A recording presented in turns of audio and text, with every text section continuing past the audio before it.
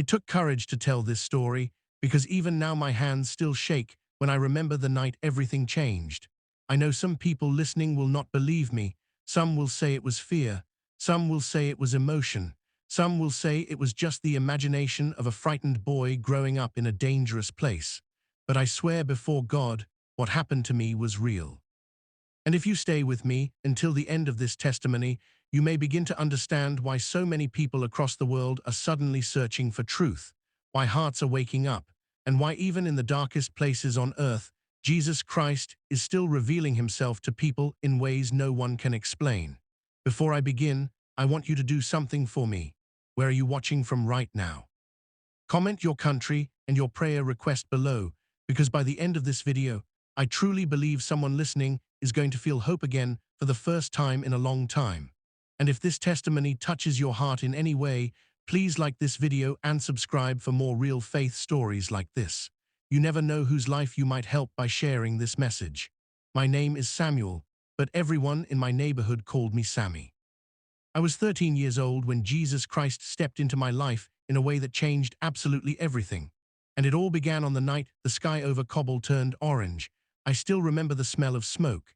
That smell stayed in the air almost every night where we lived in Afghanistan. Burning trash, burned buildings, burned dreams, sometimes explosions in the distance. Sometimes protests, sometimes things nobody wanted to talk about openly. Fear was normal where I grew up. You learned early not to ask too many questions, not to speak too loudly, not to trust easily. That evening started like any other. My father, Rahim, sat near the window listening to a small radio while my mother, Layla, cooked rice in the kitchen. My little sister, Amina, kept asking when dinner would be ready. I remember trying to laugh at something silly my sister said, but suddenly we're heard shouting outside. At first it sounded far away, then closer. Men yelling, feet running, doors slamming. My father froze. He turned the radio off immediately. The whole room became silent. I had never seen his face look like that before. Fear, not ordinary fear. The kind of fear that makes a person stop breathing for a second. My mother whispered my name and pulled me closer to her. Then we heard someone outside shouting words that made my stomach twist. They found them. They found the secret meeting. My father moved carefully toward the window but didn't open it. Outside, people were running. A woman cried somewhere down the street. A child screamed. Someone pounded on a nearby door. I wanted to ask what was happening, but something inside me told me not to speak. After a long silence, my father finally whispered something that changed my life forever. There are rumors, he said quietly. People are meeting in secret talking about ISA, Jesus. I had heard the name before all my life, but never like this. Not with fear, not with urgency. My mother immediately told him to stop talking about it, but my father continued in a lower voice. He said strange things were happening across Afghanistan. He said people were claiming to see dreams, visions, encounters. He said some people were changing completely afterward. And then he said something I still remember word for word. They are risking everything for it. That sentence stayed in my head all night. Why would anyone risk everything for a dream? That question followed me into the darkness as we tried to sleep on the floor of our small home. The electricity had gone out again. Outside, orange firelight flickered through the cracks in the window. My sister fell asleep quickly beside me, but I stayed awake staring into the darkness. And for the first time in my life, I began asking questions I had never dared ask before. What if those people found something real? What if they weren't lying? What if God was closer than we realized? I closed my eyes, and that's when something happened I still struggled to explain. Suddenly, the room felt different. I didn't see anyone physically standing there, but I felt a presence. A deep, overwhelming peace filled the room around me. Not normal peace, not comfort, something alive, something holy. It felt as if someone unseen was standing near me, watching me, knowing me completely. My heart began pounding. I opened my eyes quickly. The room looked exactly the same, but inside me, something had changed forever. I couldn't explain it then, but now I know that was the first moment Jesus began drawing me toward himself. The next morning, everything felt heavy. Even the air in our neighborhood felt tense. I woke before sunrise and heard my father speaking quietly outside with our neighbor Farid. I moved closer to the door and listened carefully. Farid sounded terrified. He said secret gatherings had been discovered during the night. People had been taken away. Then he mentioned a name I recognized immediately, Hamid, the quiet shopkeeper from down the street, the man who used to give me extra bread whenever my father struggled financially. I remember feeling confused. Hamid was gentle, kind, peaceful. Why would anyone arrest him? Then Farid lowered his voice and said something that made my entire body go cold. Hamid was telling people about Isa, he whispered. He said Isa appeared to him in dreams. My father became angry immediately. Stop speaking like that, he warned. Even repeating these stories can bring danger. But Farid kept talking.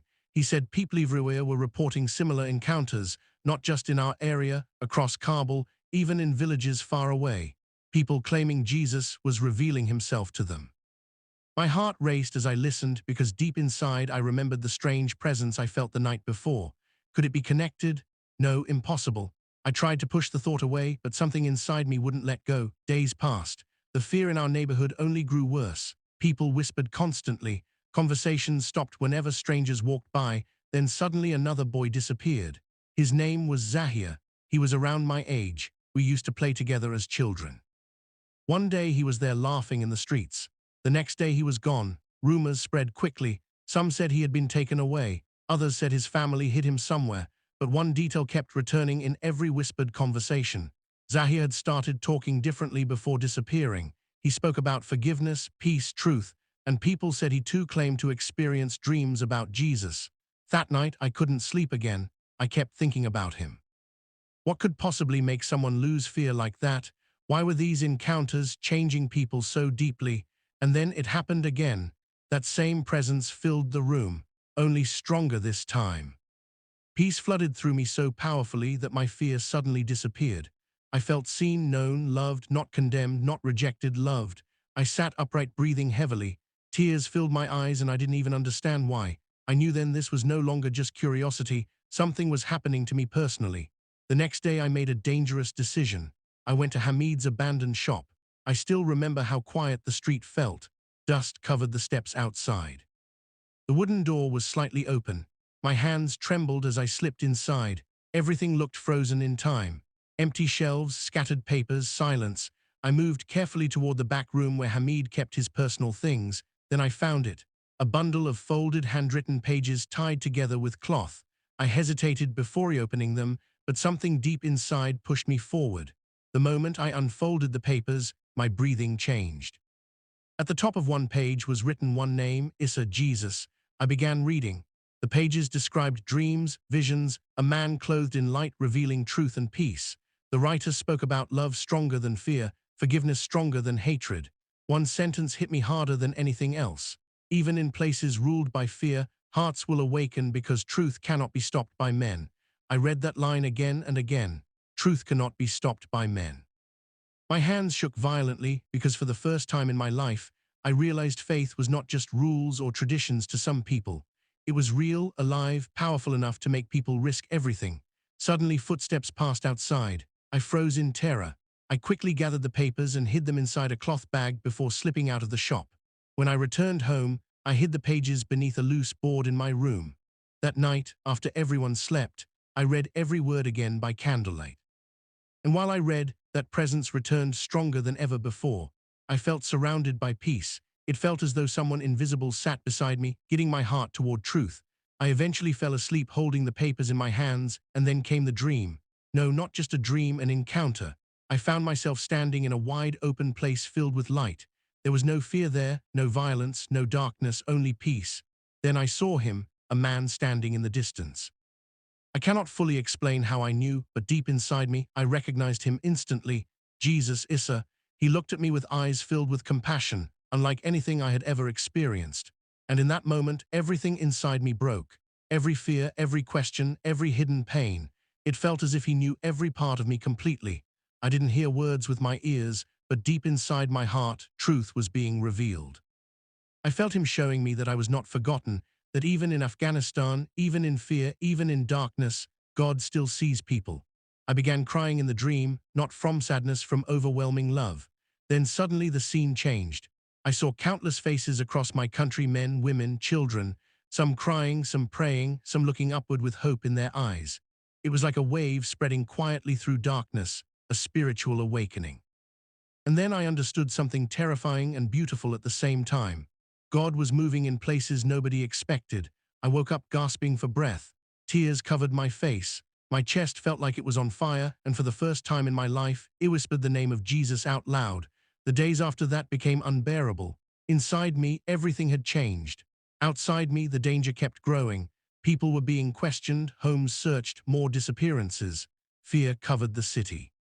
Meanwhile, I was hiding pages about Jesus beneath the floorboards of my room and carrying a secret encounter in my heart. Every sound made me nervous. Every knock at the door terrified me. One evening, my father suddenly looked directly at me during dinner, longer than normal. Then quietly asked, "Has anyone been speaking strange things to you?" My heart nearly stopped. I forced myself to shake my head, but I could tell he sensed something had changed in me. That night I lay awake trembling. Part of me wanted to burn the papers, forget everything, pretend none of it happened. But every time I considered walking away, that peace returned again, and deep inside, I felt one truth becoming clearer and clearer. Truth costs something, but once you see it, you cannot pretend you never saw it. A few days later, my father asked me to deliver rice to an elderly man at the edge of our neighborhood. That meeting changed my life again. The old man opened the door slowly and stared at me strangely. Then he said my name before I introduced myself. My entire body froze. Inside his small home, he spoke quietly. He told me many people were experiencing encounters with Jesus. He said truth was spreading silently through fear-filled places. Then he looked directly into my eyes and said words I will never forget. Jesus reveals himself to people where they are, even in darkness. I felt chills run through my body because he was describing exactly what happened to me. Then he confessed something shocking. Years earlier, he too had experienced a supernatural encounter with Jesus. He spoke about peace replacing fear, love replacing anger, truth replacing emptiness. And as he spoke, that same presence filled the room again, stronger than ever. I knew then I was not imagining any of this. Jesus was real, and he was reaching people everywhere. Before I left, the old man leaned toward me and whispered, "There is an awakening coming even in places where people think it is impossible." When I walked home that evening, Kabul looked the same, but I was no longer the same boy. From that moment, I knew I stood between two paths. One path was fear, the other was truth. And eventually I would have to choose. Weeks passed. I continued secretly reading the hidden pages every night. The teachings about forgiveness and love began transforming my heart slowly. I noticed changes in myself. I became softer, more patient, more aware of people's pain, but the danger around us kept growing. Then one day, a stranger entered my father's shop. Before leaving, he slipped a folded note beside me. Later that night, I opened it secretly. Inside were only a few words, "You are not alone." The note mentioned a hidden gathering place where believers met carefully in secret. My hands trembled. I knew going there could destroy everything, but deep inside, I also knew I had to go. The night I left home to attend that secret gathering was one of the scariest moments of my life. The streets were dark. Every shadow felt dangerous. I kept wondering if someone was following me. Finally, I arrived at an ordinary-looking house. I hesitated at the door, then I knocked softly. A man opened the door and studied my face carefully before allowing me inside. What I saw there changed me forever. A small group sat quietly together. Young people, older people. Men and women, different backgrounds, but all carrying the same peace in their eyes. One by one they shared their stories, dreams, visions, encounters with Jesus. Some cried while speaking, others whispered because of fear. But every testimony carried the same truth. Jesus was revealing himself to people everywhere. Not through force, not through politics, not through pressure, through love, through truth, through supernatural encounters no one could explain away. As I sat there listening, I suddenly began crying uncontrollably because for the first time in my life, I realized I was no longer alone. I wasn't crazy. I wasn't imagining things. God was moving right there in secret, right there in danger, right there in darkness. And then something happened in that room I will never forget. One elderly woman began praying quietly. Suddenly, the atmosphere changed. Peace flooded the room so strongly that several people began weeping. I felt the presence of Jesus so deeply that it became impossible to deny. Not physically seen, but undeniably real. It felt like heaven touched that hidden room for a moment, and in that instant all my fear broke. I realized something powerful.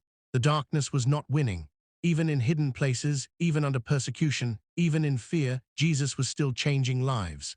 When I returned home before sunrise, I stood on the rooftop watching the city slowly awaken. And for the first time in my life, I prayed honestly, not from ritual, not from pressure, from my heart. I told Jesus I believed he was real. I told him I was afraid. I told him I didn't know what the future would hold, but I asked him to lead me. And the peace that filled me in that moment, I cannot describe it fully with human words. It felt like chains breaking inside my soul. For years I lived with fear, fear of people, fear of punishment, fear of asking questions, fear of truth. But after encountering Jesus, peace became stronger than fear. That does not mean life became easy. It didn't. The danger remained real.